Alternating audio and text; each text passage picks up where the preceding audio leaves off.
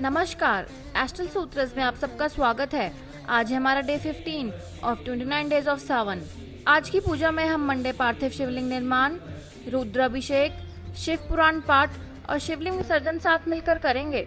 आज सावन का सोमवार है, इसलिए आज अपना शिवलिंग बनाते हुए हम दूध को डालेंगे ताकि शिव जी की कृपा से हमारा शिवलिंग और पवित्र हो जाए।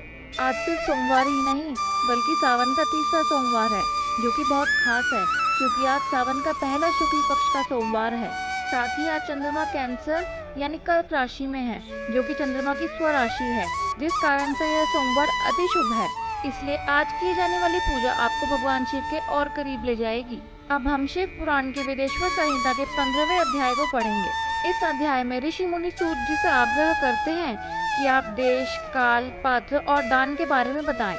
जिसके उत्तर में सूत जी कहते हैं कि अपने घर में किए हुए देव यज्ञ आदि शास्त्रोक्त फल को सम मात्रा में देने वाले होते हैं। गौशाला का स्थान घर की अपेक्षा 10 गुना फल देता है, जबकि जलाशय का तट उससे भी 10 गुना महत्व रखता है तथा जहाँ बेल, तुलसी एवं पीपल वृक्ष का मूल निकट हो, वह स्थान जलाशय के तट से भी 10 गुना फल देता है। देवालय को उससे भी 10 गुना महत्व का स्थान जाना जाता है, जबकि देवालय से भी 10 गुना महत्व रखता है तीर्थ भूमि का तट, उससे भी 10 गुना श्रेष्ठ है नदी का किनारा, और तीर्थ नदी का तट उससे भी 10 गुना श्रेष्ठ है, और उससे भी 10 गुना महत्व रखता है सप्त गंगा नामक नदियों का तीर्थ। गंगा, गोदावरी, कावेरी, ताम्रपर्णी, सिंधु, सरयू और नर्मदा, इन 7 नदियों को सप्तगंगा कहते हैं।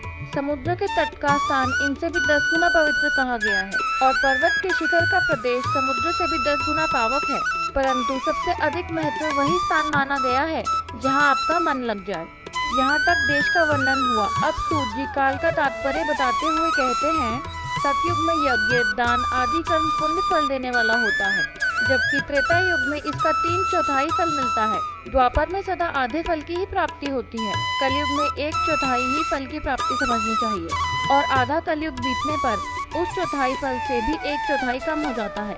इसके आगे सूत जी बताते हैं कि सूर्य संक्रांति के दिन किया हुआ सत्कर्म किसी अन्य दिन की अपेक्षा 10 गुना फल देने वाला होता है। उससे भी 10 गुना महत्व उस कर्म का है जो विषुव नामक योग में किया गया हो। विषुव वह योग होता है जिस दिन रात और दिन दोनों ही बराबर होते हैं।